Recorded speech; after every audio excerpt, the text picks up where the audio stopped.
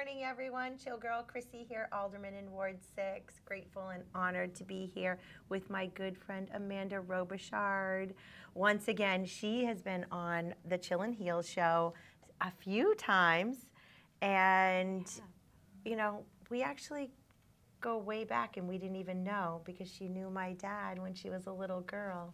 And so we're here to fuel your mind, body, and soul with goodness. Open up, share, be real, overcome, let go, and just share really good things that are going on in New Hampshire. And let's say, recovery is a big thing in my life. I just believe in the power of recovery and lifting people up and second chances, third chances, fourth chances, whatever it takes to help people through recovery. And the first time I met Amanda, so Amanda, you're a business development director and community outreach for the Recovery Mountain up in Tilton, New Hampshire. Yep. So thank you for coming on again. But I have to share this little thing is when I was learning about city politics and what happens in Manchester. You were at a Board of Mayor and Alderman meeting, and you went up and you spoke about how we can change things in the recovery world and what you can do to make Manchester, really heal and help people. So I didn't know you. I was inspired by you, and I'm like, oh my gosh, that girl has all heart, extreme common sense, and she really cares, and she has a plan. And to see you from the outside, because I didn't know you at the time, and see you take action and work with the different aldermans. And then later on, I was honored to be able to, work with you later on.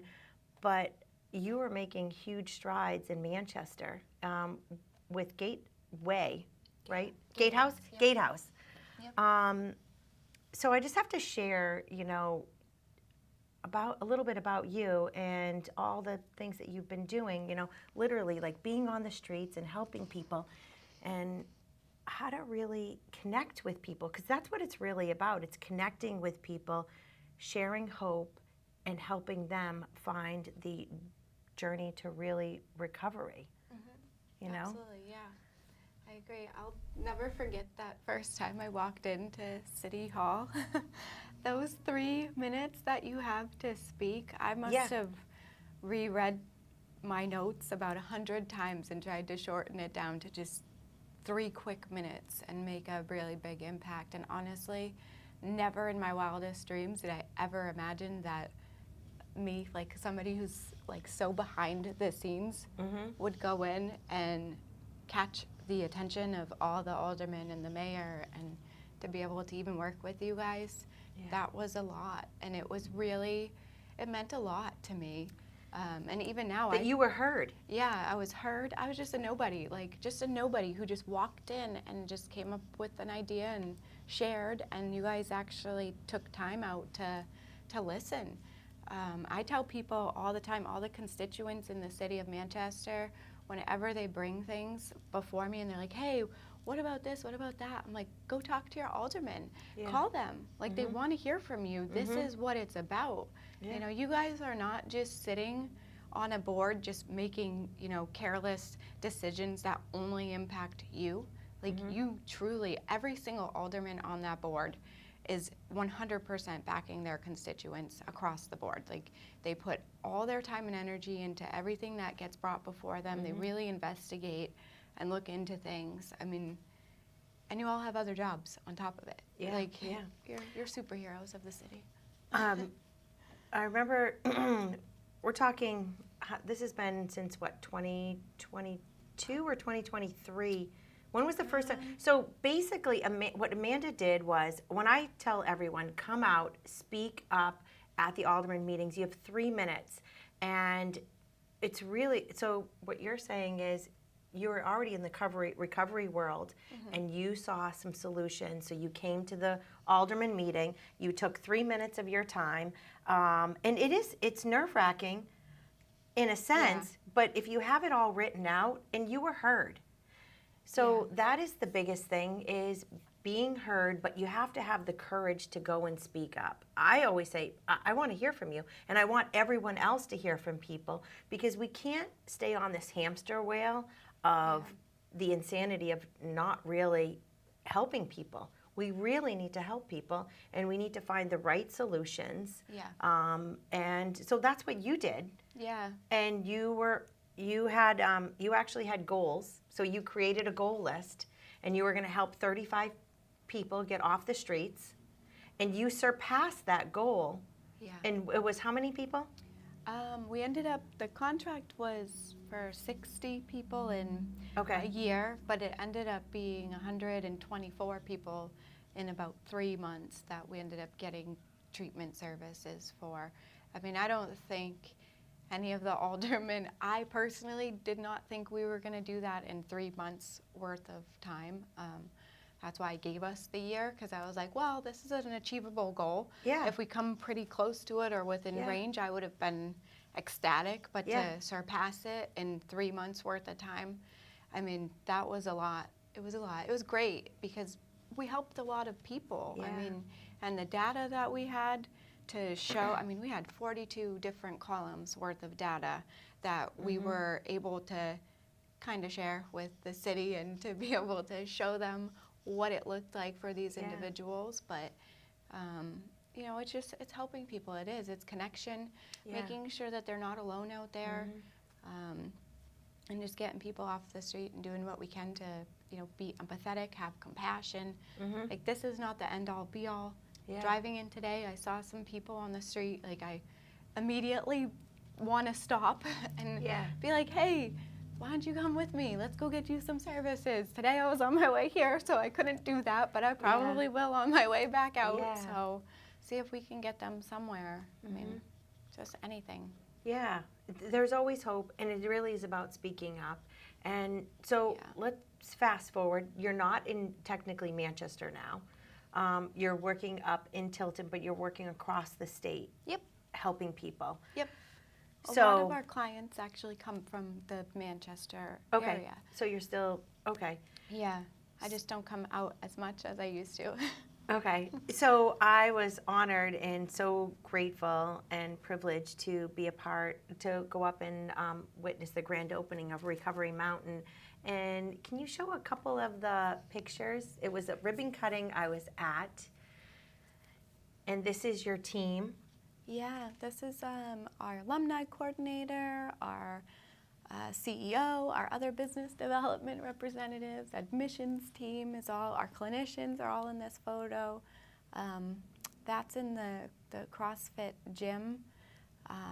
It's just a very unique approach to recovery.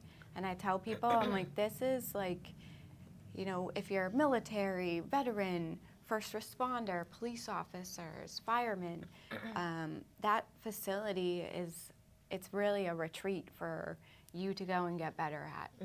There's nothing else quite like this.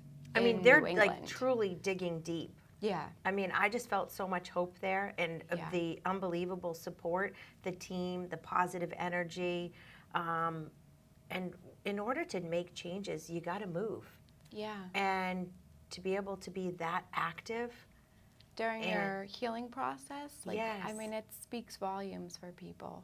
It's, that place to me is, and I love working in recovery in general. I mean, I've worked for facilities that did not have all those nice amenities, but here, it's your body, mind, and soul. I mean, everything is connected and so aligned. Like, we have our clients, they'll be talking with our clinician. Maybe they're doing some trauma-informed sessions and things like that, and they're starting to feel a little bit broken down. Maybe they're angry, but it's like you can have those really good conversations and then go and actually be able to, like, you know, whack golf balls across a field, like to be able to take that frustration out on something. Like, you know, you're working through it. You can smack a baseball in the batting cages or go shoot hoops. Like, it's incredible what can happen while you're there. I mean, some of these individuals are coming through, and it's the, you know, the adverse childhood effects when they're children and their experiences, and being able to just work through those and to be able to have something positive, though, come out of it, like they leave with a hobby. And for most people going through recovery, like you forget how to enjoy life without the use of substances. And it's actually kind of scary when you start to get sober. You start to wonder, like, well, how am I going to go out and do, how am I going to go play golf on the golf course without drinking? Like, how do I go shoot basketball without celebrating and drinking at the end of it? Like, we're actually giving them the tools that they need to be able to have really great experiences when they leave. Like, you come there for 30 days, maybe you never worked out, but you come up there and in 30 days, you're going to start to see improvements in your own body and your mental health. Yeah. I mean, then you Full leave. body. You want to keep it going. Healing. Yeah. Mind, body, and soul. To me, it's like, I don't know, I can't say enough how much I love it. Like, I genuinely love I would live there if I could just stay up there and bring my kids and my dogs. I would just stay, so. Yeah, it's great. To me, I was like, I'm like, all right, I wish I could have stayed a little bit longer so I could have like done some of the things. Yeah, I'm like I mean, I don't know if you have monkey bars, yes, but no, immediately brought me back to my childhood, and those are the things that we learn to overcome things. And let's face it, we all have some form of trauma. We have ways of dealing with things, and we need to find other ways of how to cope, better coping mechanisms. I was just talking to my daughter about, when you're trying to teach your child, like, they're angry, and so she's like, you're angry, and then all of a sudden she's taught her, my granddaughter, all right, she can say that she's angry, and then she's like, let it go. So then all of a sudden you're like actually doing movement. You're like, all right, yes, I'm angry. I'm like embracing that moment and letting it go, and literally like let it go. And you see the shift in energy and in people's minds. I always say you need to shake things off. Like, I'll literally shake my body, flick off the bad energy to get through things sometimes, because it's hard. We're all going through things, whether it's, things in our personal life or work or learning or on the road, with the road rage and so forth. We can't react because we don't know how someone else is going to react. So how do we deal? To me, turn up the music, have a dance party, shake it off. And with Recovery Mountain, I mean, treating your mind, your body, your soul. So how do people connect with you? How do people like be able to go there? And because it's just different. I've been to, and for me, I know there's Hope for Recovery, and I love Hope for Recovery in Manchester. Absolutely. And they have, Randy's going to be on my show next week, which is so good.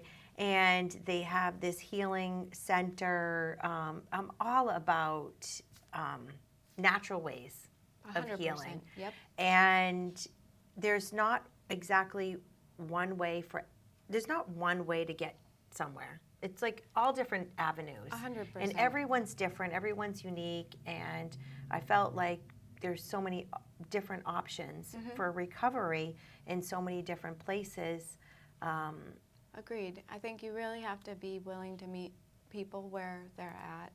And the Hope Center, I mean, they've been around for so long, but they're really, under Randy's direction, they're really doing some really great things right now. And it's really nice to see that, because it's right here in the city. Like, everybody has access to it. You can hop on a bus, you can take a bike, like, it's right there. They're doing a great job right now. And all I love seeing, like, every week I feel like there's something new coming out of there, and I'm like, oh, sweet, this is great. There's a like, lot of joy, there's a lot of access. Celebration, which is so good. We need it. We got to keep it positive, but we also need to keep it real. Like, we really have to overcome things. We need some accountability. We need some structure. That's where I've seen where people really thrive, overcome, and their traumas and so forth is, unfortunately, sometimes you have to get to the rock bottom and people need to hold you accountable. Yep. So I believe in tough love. I believe in I believe in hard work. I believe in the whole thing. We can't just keep enabling. So there's a fine line. Yep. Where There is. where is that fine line? I think it's different with everyone. Yep. But I definitely believe in the positive approach. 100%. We're not being real, and we're not being kind if we're not giving people the truth. Right. And that's what I think is the most important thing is, you know, a real road to recovery instead of a hamster wheel of insanity. Yeah. I always know? tell people a good way to explain it is, you know, you can look for a hand out or you can look for a hand up. And sometimes the route to get there is exactly the same. Like, you know, you can have all of the services that we need as far as the Medicaid goes for insurances. You could utilize, you know, some of the other services like families in transition. You can use some of the, like, the shelters that are here. There's so many different resources that we have, but there's two different ways to look at it. If you're looking at it as this is going to become my new normal and I don't want to strive for anything more, Yeah. well, then maybe that's your hand out. But if you want a hand up, you use those things as tools for as a temporary relief of like, okay, so I went from this spot to this spot and now I'm here. I'm going to use these things, but this isn't where I want to be. How do I get to the next spot? And you use it as a hand up. And that sometimes I feel like that gets lost in translation because sometimes we're working with individuals who want to be a victim forever, right? And like that's being stuck. tough. Yeah. That's stuck. You know, and we don't want anyone to be stuck. No.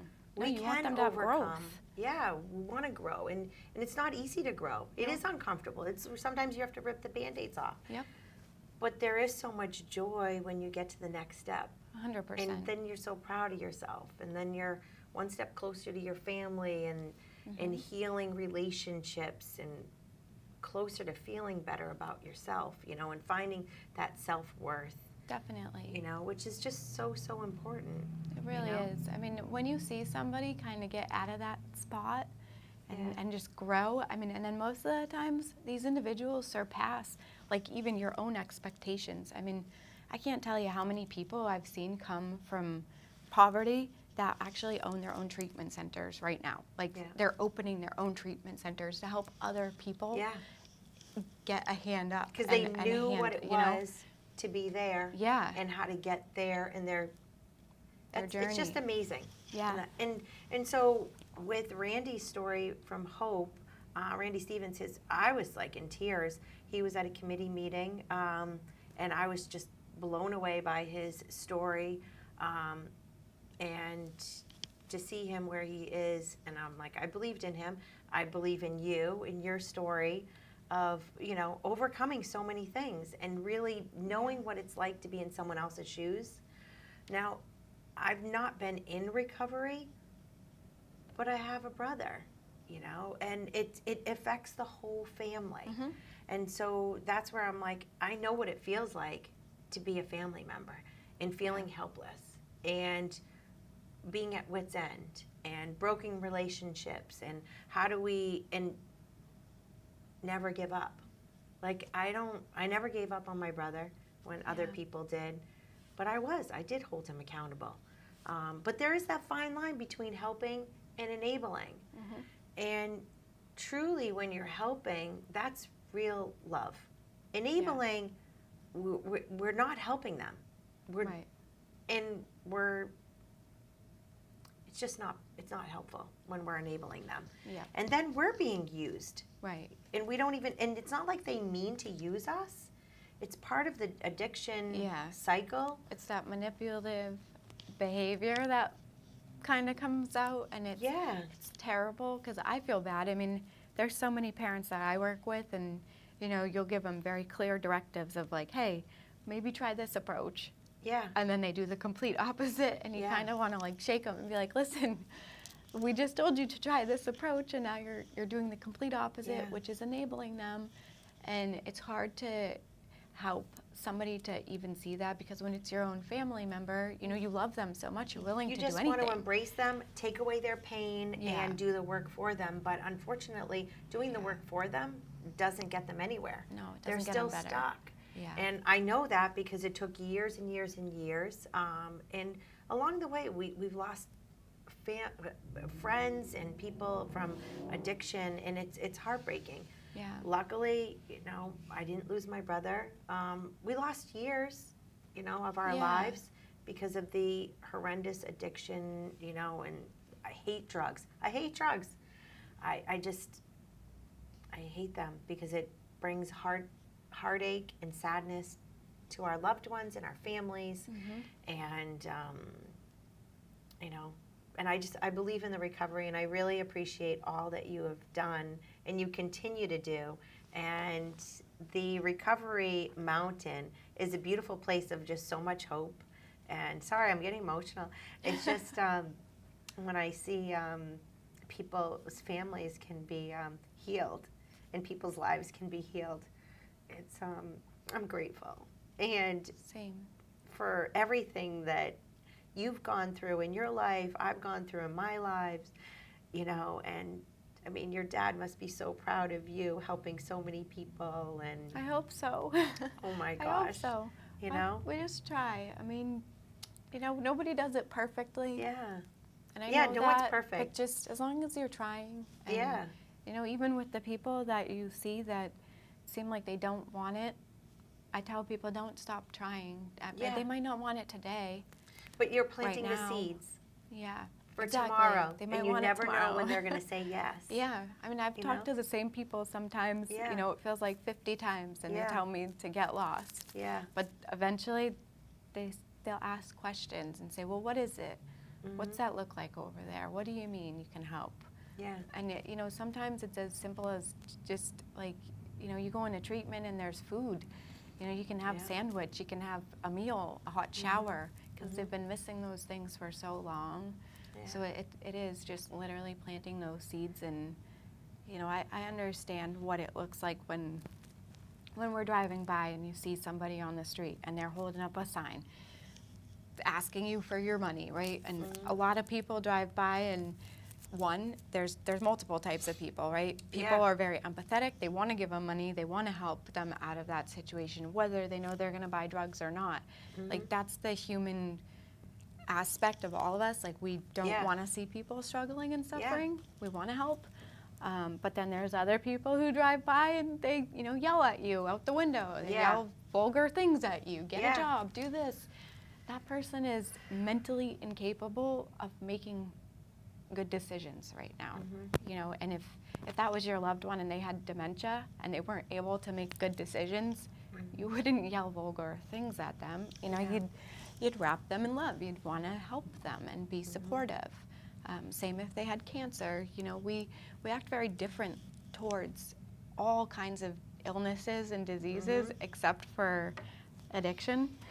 There's a lot of stigma that still is out there, that still lingers, and people still feel it. But you know, when you see somebody out there, mentally they're incapable of making those decisions right now. Yeah. And that's, you know, that's the easiest way I can put it, so that maybe somebody can think about it and have a little empathy of like, hey, I'm Yeah. glad I'm not in their shoes today. So Yeah. I think that the hard thing is, though, when you give them food or something, and they're like, no, I just want the money. yeah, So and the distraction on the streets and the unsafe people that are driving Practices. by. Yeah. And literally, I had a friend that a homeless person fell into the street, not okay, whether he was not okay from dehydration or from drug addiction, drug use, or whatever, and he fell in. She almost ran him over.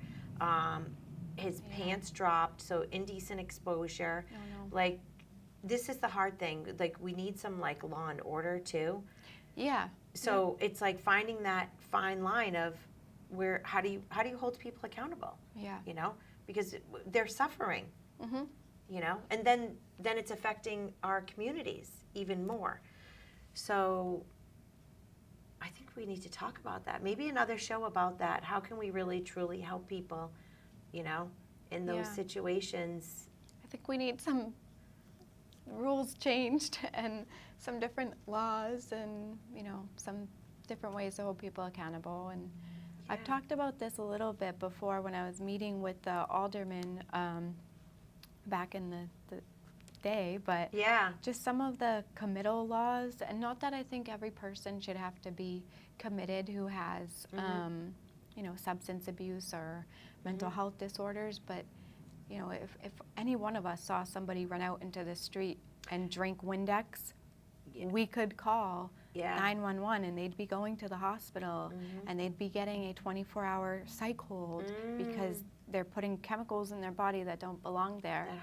And to me, heroin is a chemical that can also kill you, just is the same as Windex could, but the committal laws are not the same. We don't allow them for that because it excludes substance misuse. It's only talking about mental health and not substance misuse. But when you look at the DSM-5 and you start looking at all these other things, substance misuse is diagnosed as a mental health disorder. So I don't understand why our committal laws exclude substance misuse. They really need to reword that. And I'm sure there's a way to make it we need to ACLU talk friendly. to Senator Victoria Sullivan. Yeah, I mean, there's ways to do it so that it's friendly for all people, because I know we live in New Hampshire, it's a live free or die state, but at the same time, if it was Windex, again, people would be able to call 911 and that person would get looked at and they'd get help. And a lot of these individuals are not mentally capable of making good, educated decisions. And it's leading to their deaths. I mean, why would we do that? I know. That it doesn't really make sense. needs to be changed, because it might be a good opportunity for them to be having this psych evaluation done and having 24 hours substance free or even 48 hours substance free to really be able to give somebody an accurate diagnosis, which I also don't necessarily think could happen in 48 hours of being substance free because you're withdrawing. But so can you come back for another? Can you come back for another time, because we have to wrap up? Oh, of course. Oh my gosh! So so there is always hope. We can find you at Recovery Mountain in Tilton, New Hampshire. Yes, ma'am. Oh my gosh! Thank you, Amanda, so much for chilling with us. We love you. There's always hope for recovery. Until next time, feel loved, stay chill, and enjoy this beautiful day. Thank you.